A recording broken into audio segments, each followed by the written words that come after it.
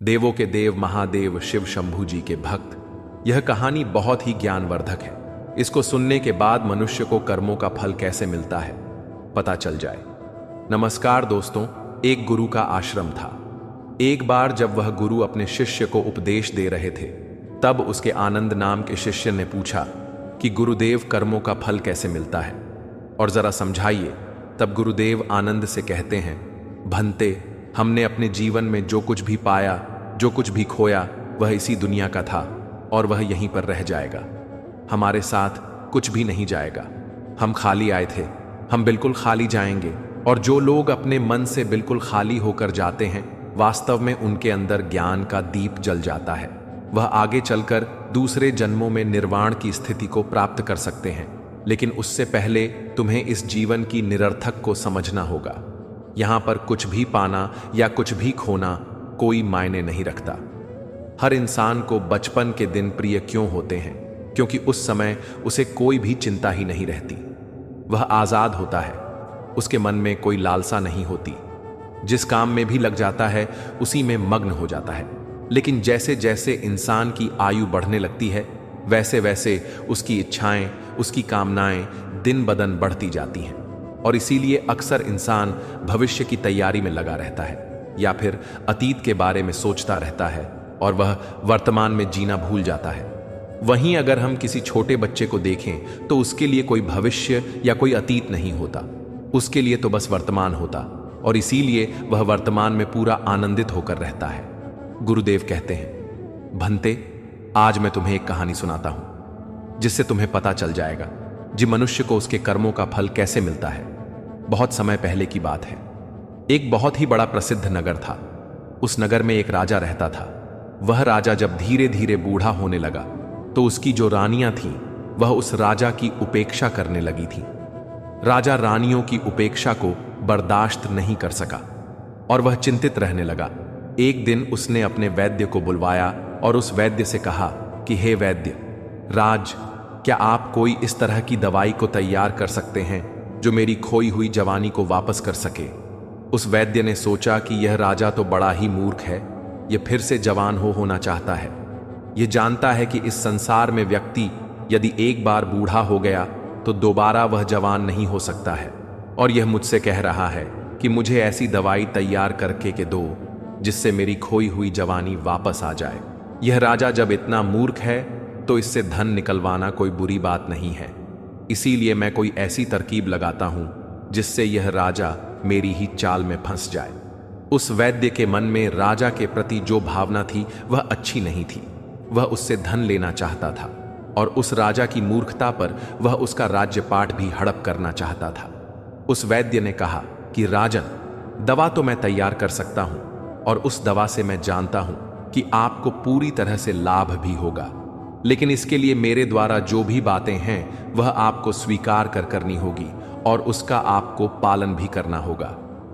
राजा ने पूछा कि कौन सी बातें हैं? उस वैद्य ने कहा कि इसके लिए आपको करीब 8 महीने तक तहखाने में रहना होगा। राजा ने कहा कि किस लिए? वैद्य ने कहा कि यह दवा तभी अपना प्रभाव डाल पाएगी जहां पर सूर्य की किरण ना पहुंच सके।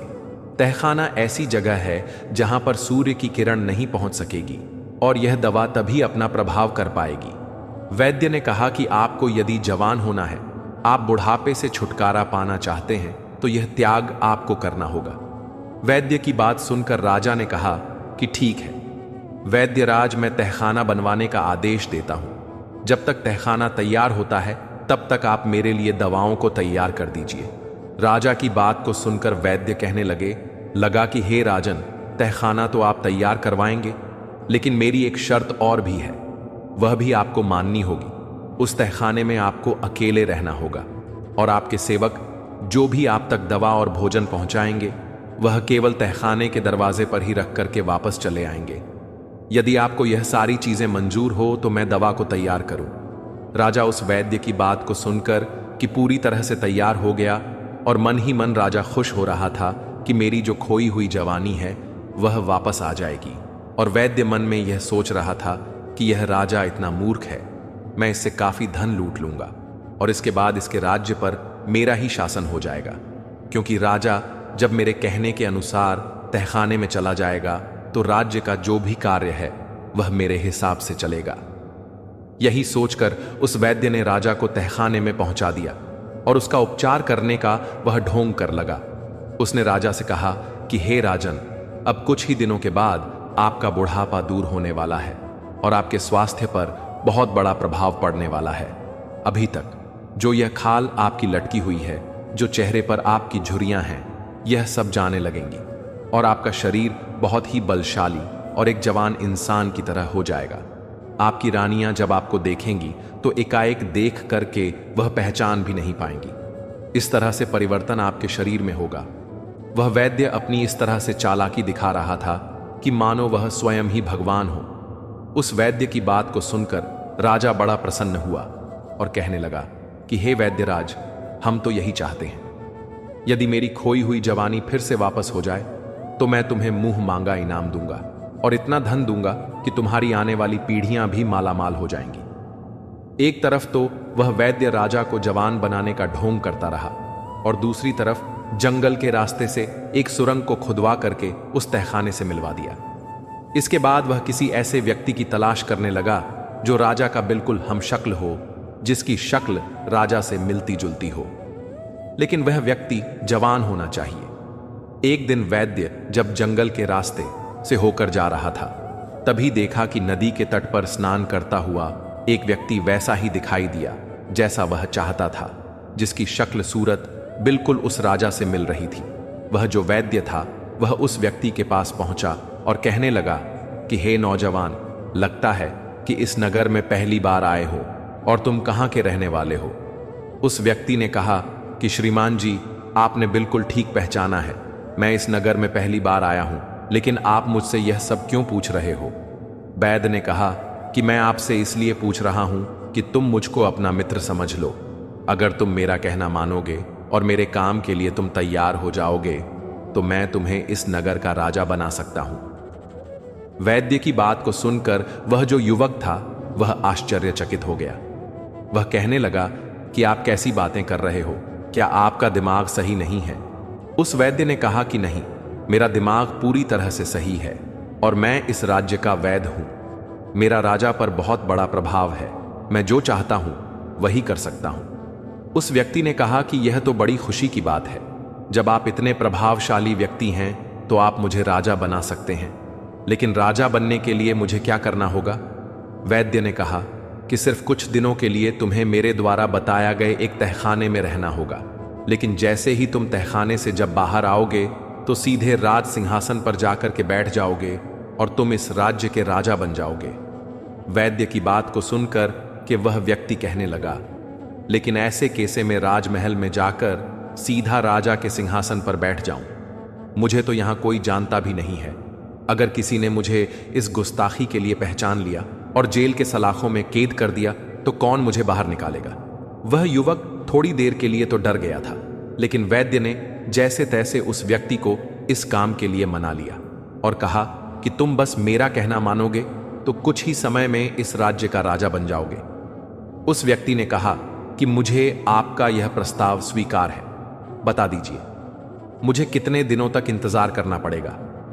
उस वैद्य ने कहा कि तुम्हें कुछ ही महीनों के लिए तहखाने में रहना होगा, इसके बाद तुम्हारा इंतजार खत्म हो जाएगा। बहुत कम समय में ही तुम्हारा इंतजार खत्म हो जाएगा। ज्यादा से ज्यादा 1-2 महीनों तक तुम्हें तहखाने में रहना होगा। इसके बाद मेरी जो भी योजना है उसी के अनुसार मैं अपना काम करूंगा। उस व्यक्ति ने कहा कि ठीक है। पास ही में एक गांव पड़ता है, उसी गांव के बाहर एक झोपड़ी है, वहीं पर मैं ठहरा हूं। यदि आप चाहे तो किसी भी युवक को या खुद आकर के मुझे वहां से बुलवा सकते हैं। उस वैद्य ने कहा ठीक है। फिर वह वैद्य वहां से वापस आया और अपनी योजना को तेज कर दिया। एक रात की बात है कि उसने जो वह बूढ़ा राजा था उसके खाने में चुपके से जहर मिला दिया और उस जहर के कारण जब उस राजा की मृत्यु हो गई तो वह जो वैद्य था वह राजा की लाश को कंधे पर लाद करके सुरंग के रास्ते से बाहर निकल गया और जंगल में जाकर के एक बड़ा सा कुआं था, उसी में की लाश को फेंक दी और फिर वही सुरंग के रास्ते उस व्यक्ति को उस तहखाने में ला करके वहां बिठा दिया और उसे कहने लगा कि तुम्हें यहां कुछ ही दिन जो भी कष्ट है वह सहना पड़ेगा। जैसे ही तुम्हारी दाढ़ी और मूंछें बड़ी हो जाएंगी और फिर तुम एक राजा के जैसे दिखाई देने लगोगे, मैं तुम्हें इस तहखाने से बाहर निकाल करके सीधे राजभवन में पहुंचा दूंगा और तुम इस तरह से रहना कि जैसे बुढ़ापे से छुटकारा पाकर तुम नई तरह से जवान हुए हो। उस व्यक्ति ने कहा कि यदि मुझे किसी ने पहचान लिया तो क्या होगा? वैद्य बहुत ही चालाक था। उसने उस आदमी से कहा कि यह सबका तुम मुझ पर छोड़ दो, जो भी होगा मैं संभाल लूंगा। तुम्हें सिर्फ इतना करना है कि मैं जो भी कह रहा हूं, जैसा भी कह रहा हूं, उसी के अनुसार तुम्हें चलना है। उस व्यक्ति ने कहा, ठीक है, आप जैसा कहेंगे या आप जैसा कह रहे हैं मैं वैसा ही करूंगा। इसके बाद वह वैद्य वहां से निकल करके राज दरबार में पहुंचा और जो भी वहां पर मंत्री और सभासद थे उन सब के पास पहुंच करके कहा कि आप सभी के लिए एक बहुत खुशखबरी की बात है। मेरी दवाओं ने महाराज के ऊपर ऐसा असर किया है कि महाराज फिर से जवान हो गए हैं। कल वह महल में आएंगे और आप लोग उनके स्वागत के लिए तैयार रहना। फिर वहां के मंत्रीगण कहने लगे, हम अपने राजा के नए रूप का भरपूर स्वागत करेंगे। फिर वहां से वैद्यराज सीधा रानियों के दरबार में पहुंच गया और वही बात उन दोनों रानियों से भी कही।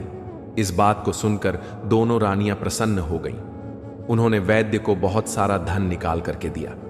योजना के अनुसार अगले ही दिन वह वैद्य तहखाने से उस व्यक्ति को लाकर के राजमहल के सिंहासन पर बिठा दिया।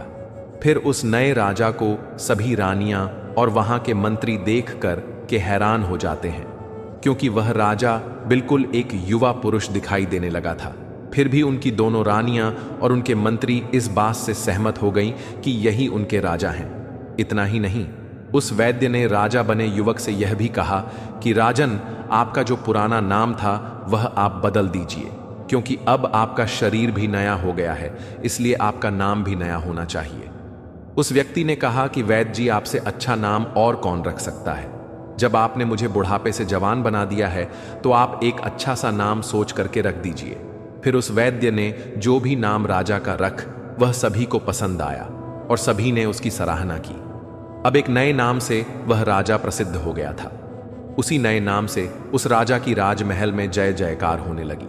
कुछ दिन तो राजा और जो वैद्य था वह सब एक दूसरे के इशारों पर चलते रहे, लेकिन परिस्थितियां उसके अनुकूल जब हो गईं और सब कुछ सामान्य हो गया तो उसने वैद्य की उपेक्षा करना शुरू कर दिया। यह देखकर कि वह वैद्य जो था वह बड़ा दुखी हो गया।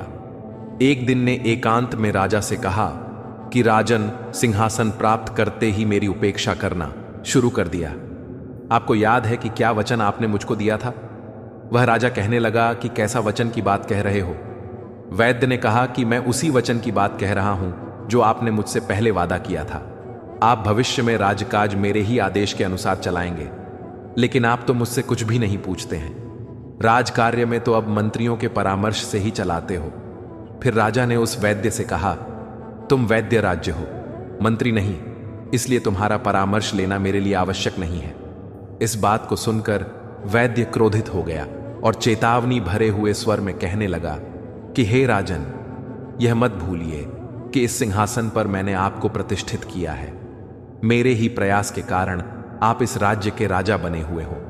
फिर सिंहासन पर बैठे उस व्यक्ति ने कहा कि तुम झूठ बोल रहे हो, तुम कैसी बातें कर रहे हो? तुम मुझे राज सिंहासन पर बैठाने वाले कौन होते हो? यह राज सिंहासन मैंने अपने पूर्व जन्म के कर्मों से प्राप्त किया है। मैंने अच्छे कर्म किए, त्याग किया, तपस्या किया, और उसी का प्रमाण है कि मैं आज राजा बना हुआ हूं। यह सिंहासन हमें अपने पूर्व जन्मों के तप के और त्याग के फल स्वरूप प्राप्त हुआ है। वैद्य ने कहा, यह आप कैसी बातें कर रहे हो? उस व्यक्ति ने कहा कि समय आने दो, कुछ पता चल जाएगा और इसका प्रमाण भी तुम्हें मिल जाएगा कि मैंने कैसे अपने पूर्व जन्म के कर्मों के अनुसार इस राज्य के सिंहासन को प्राप्त किया है। राजा की बात को सुनकर वैद्य वहां से चला गया।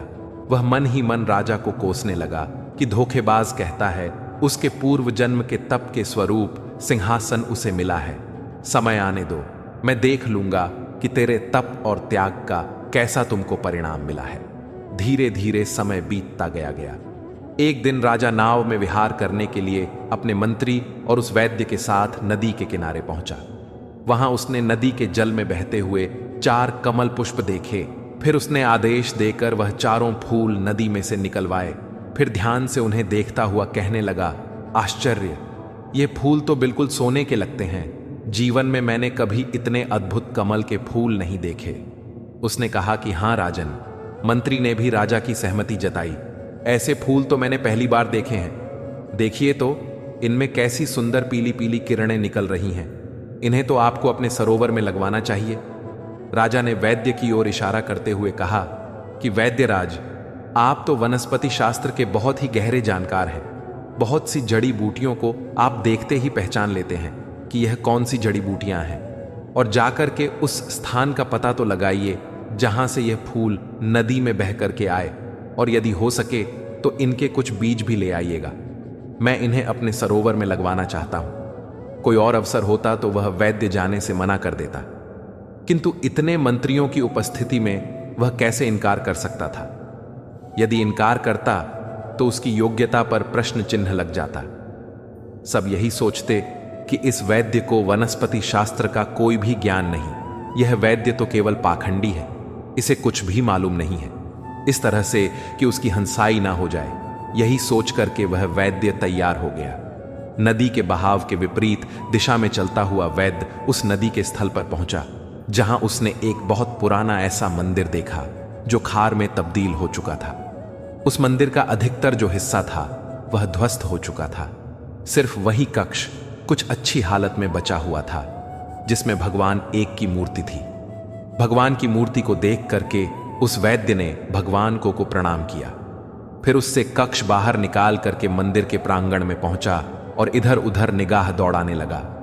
तभी उसकी नजर एक बरगद के वृक्ष पर पहुंच गई। वह बरगद का पेड़ बहुत ही विशाल था। नदी के किनारे वह उगा हुआ था। उसकी कुछ शाखाएं तो नदी के जल के ऊपर फैली हुई थी। तभी उसकी नजर वृक्ष की एक शाखा पर लटके हुए एक मानव के कंकाल पर जाकर के अटक गई। नर कंकाल बरगद की एक मोटी सी शाखा पर लटका हुआ था। उसकी टांगें आकाश की ओर थीं और सिर नदी के जल से कुछ ऊपर था। फिर वह वैद्य उस नर कंकाल के समीप गया और वह सोचने लगा कि यह कैसा कंकाल है और किसका है और क्यों विपरीत अवस्था में लटका हुआ है। क्या इसके उल्टा लटकने में कोई रहस्य छुपा हुआ है? वैद्य यह सब बातें सोच ही रहा था कि अचानक मौसम बदल गया। आकाश में काले घने बादल छा गए। हवा का प्रवाह तेज होने लगा। देखते ही देखते तेज आंधी के साथ घनघोर बरसात शुरू हो गई।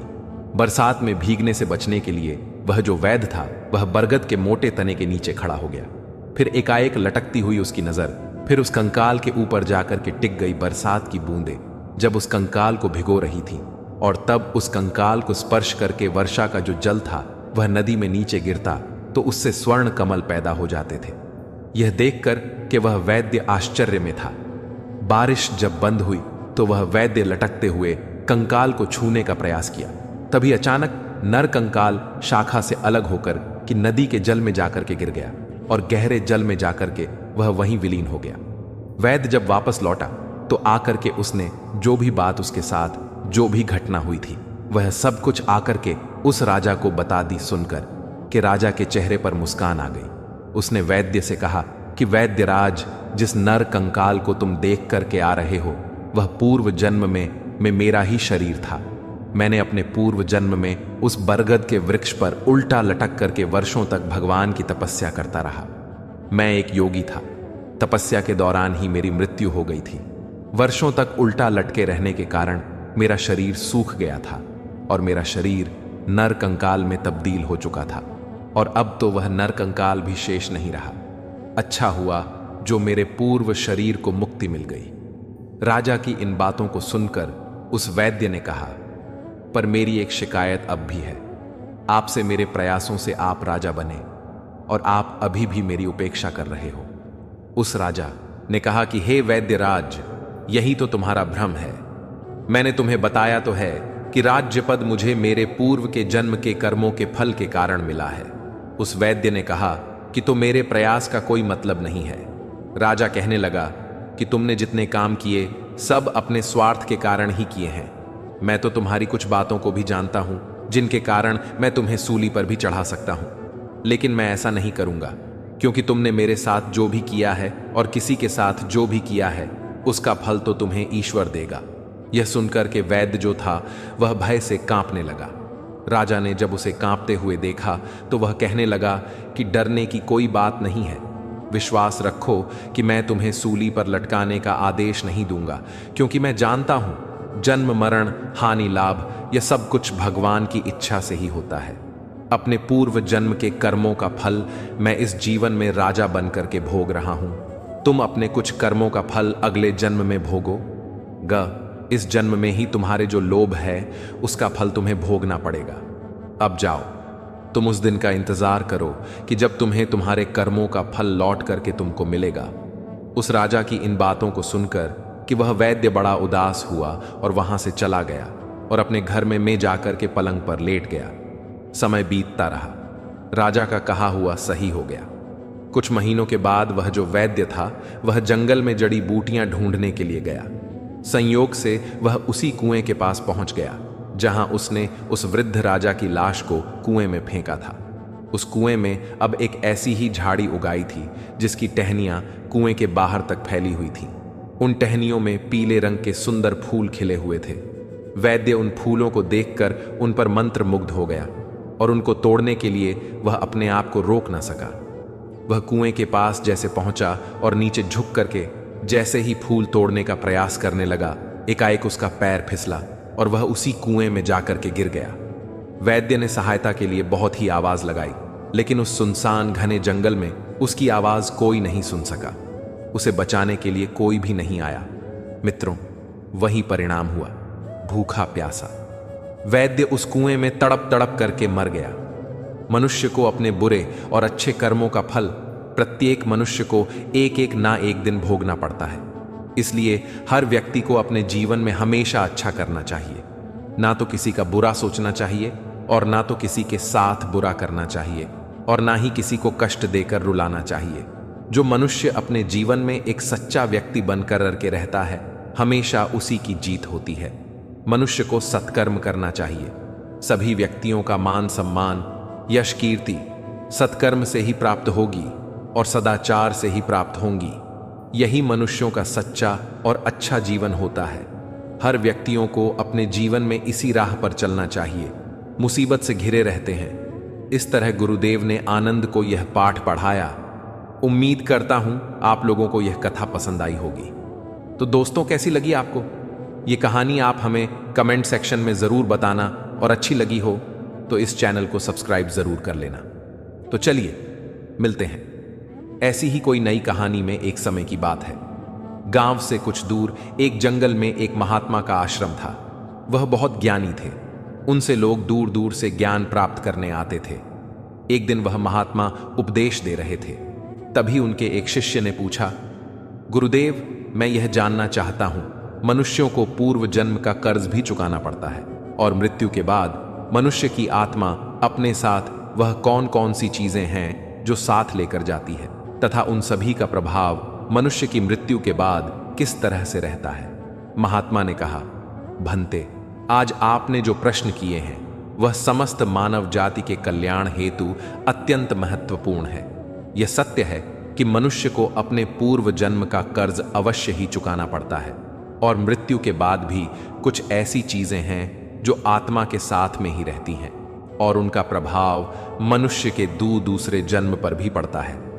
तब शिष्य ने पूछा, गुरुदेव, वह कौन सा कर्ज होता है जो अगले जन्म में भी चुकाना पड़ता है और वह कौन सी चीजें हैं जो अगले जन्म में भी प्रभाव डालती हैं? फिर महात्मा ने कहा, आज मैं आपको इसी विषय में एक कथा सुनाता हूं। आप इस कथा को ध्यान लगाकर पूरा सुनोगे तो आपको आपके सभी प्रश्नों के उत्तर अवश्य मिल जाएंगे। आगे महात्मा कहते हैं, एक समय की बात है, किसी नगर में संतोष नाम का एक ब्राह्मण रहता था और उसकी पत्नी का नाम शकुंतला था। वह अत्यंत गरीब घर में जन्मा था, लेकिन वह अत्यंत बुद्धिमान और मेहनती था। जब वह निर्धन था तब उसे धन की अधिक लालसा नहीं थी, लेकिन अपनी मेहनत के जोर पर जैसे जैसे उसके पास धन का संग्रह होने लगा, तब वह दिन रात उस धन को बढ़ाने की चिंता में डूबा रहता था। उसकी पत्नी रूपाली भी धन की अत्यधिक लालची स्त्री थी। आप तो जानते ही हैं कि धन की लालसा ऐसी होती है जो बढ़ते धन के साथ साथ बढ़ती ही जाती है। संतोष अब ऐसा सोचता था कि कि काश उसे कोई ऐसी युक्ति मिल जाए जिससे कुछ ही दिनों में धन में हजारों गुना बढ़ोतरी हो जाए। पहले वह धन को चंचल और हाथ का मैल समझता था और कहता था, धन का क्या है, वह तो हमेशा आता जाता रहता है। लेकिन तब वह मूर्ख था। अब उसकी आंखें खुल गई थीं और वह धन का अत्यधिक संग्रह करने लगा। उस धन से दान धर्म आदि करने लगा। जय शिव शंभू, हर हर महादेव।